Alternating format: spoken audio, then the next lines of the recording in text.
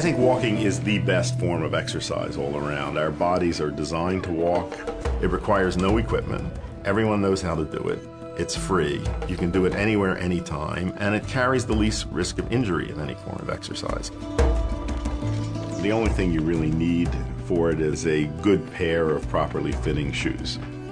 There's nothing worse than having footwear that doesn't work. I mean, an immediate problem is that they cause pain to your feet, but worse problems that may not show up until sometime afterwards, you can have knee pain, lower back pain, really any kind of musculoskeletal pain, as well as fatigue, which limits your ability to do the kind of walking that meets physical activity requirement. From the integrative medicine approach, we're always looking at simple, low-tech, non-invasive ways of improving health. And I think an obvious area in which to concentrate is designing really comfortable, effective footwear that can enable people to have an active lifestyle.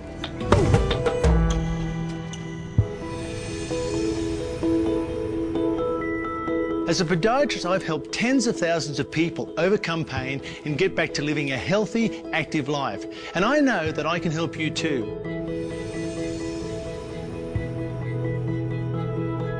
One of the common things that I've been treating for many years, which seems to be throughout the majority of the population, and approximately 70% and over, is the excess pronation.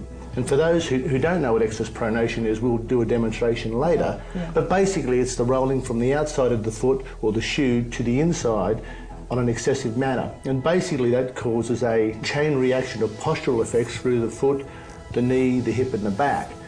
And one of the main reasons for that is because the human foot was designed to walk on soft natural surfaces, and the most significant thing we have is a human footprint. So the human footprint is almost like an ergonomic device if you look at it. It cradles the foot, holds the arch in position, and it gives your foot something to leverage off to move from A to B with normal walking or even standing. So in the last, say, 200 to 1,000 years, all we've done is remove these natural surfaces, particularly with the industrialization, hard concrete floors. And the most significant thing we've lost is a human footprint. So when you hit the ground now, instead of the ground contouring to your foot, giving you an ergonomic base, the ground doesn't move. So when you strike the ground, you actually have to conform to suit the ground, which creates that knock-on effect. The aided motion system, which is the key part of this product, is a combination of two design patented technologies. Firstly, we have the triplanar motion control system, which is built into the shoe via an orthotic. Triplanar motion, for those who don't know, basically means the foot and the whole body moves in 3 different planes at once. From a mathematical point of view, it's like an X, Y, Z on a graph. You can pinpoint everything. So basically, like we said on Rionda's foot, we didn't want to have too much movement at end range of motion in joints in the wrong planes. And these are controlled via this rear foot and midfoot section. And you can see there are some shock absorption parts on the bottom, but only very small, because shock absorption isn't the majority of the issue. It's only required here under the heel and again under the forefoot. Now I'll just show you on the sandal because I want to go to the first ray thing last. The triplanar motion control system is controlled here, in through the midfoot, and again we try and prevent excess rotation through the incorrect planes. I've drawn a dot on her knee, a line down the front of her shin or tibia, a cross on her ankle, and a cross on her second metatarsal.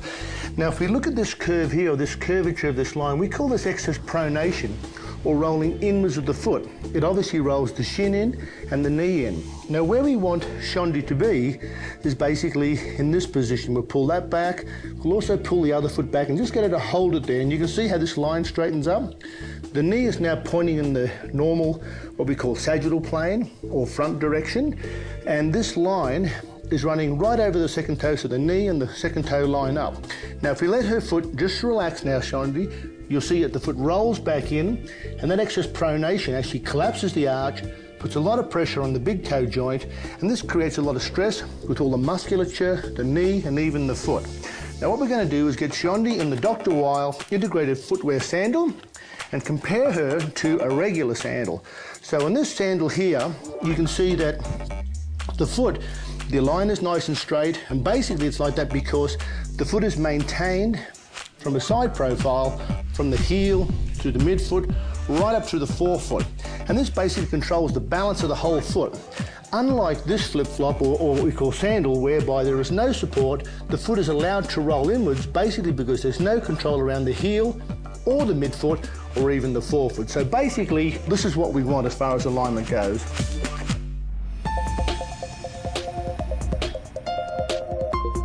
What I'm going to explain now with regards to the Dr. Andrew Weil Integrative Footwear range is how the first ray plantar flexor zone works.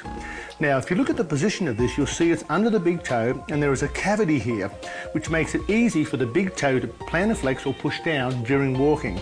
Now, why is this important? Well, I'll show you why.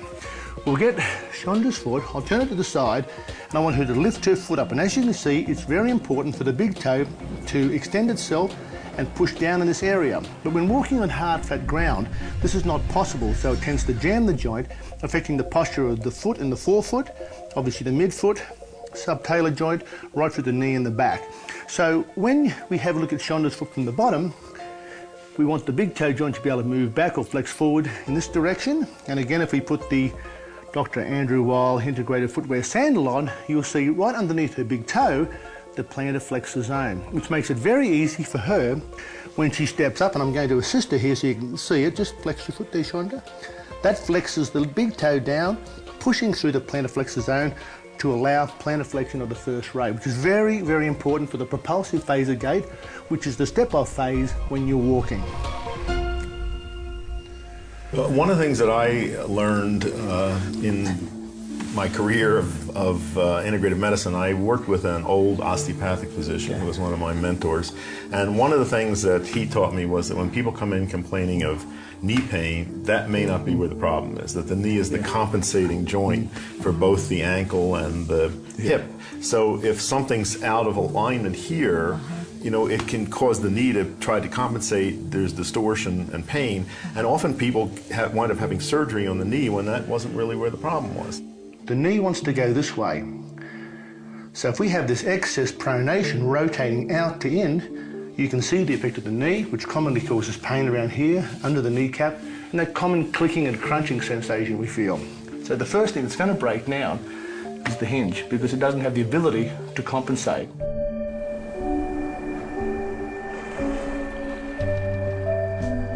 My own interest in shoes is that I'm an active person. I hike, I walk on a variety of terrain, and I've had some bad experiences with shoes. It just didn't work for me. And when I find footwear that's really comfortable, it's obvious, and it's something that I want to wear all the time. I think if your feet hurt, life is miserable. I mean, it's that simple.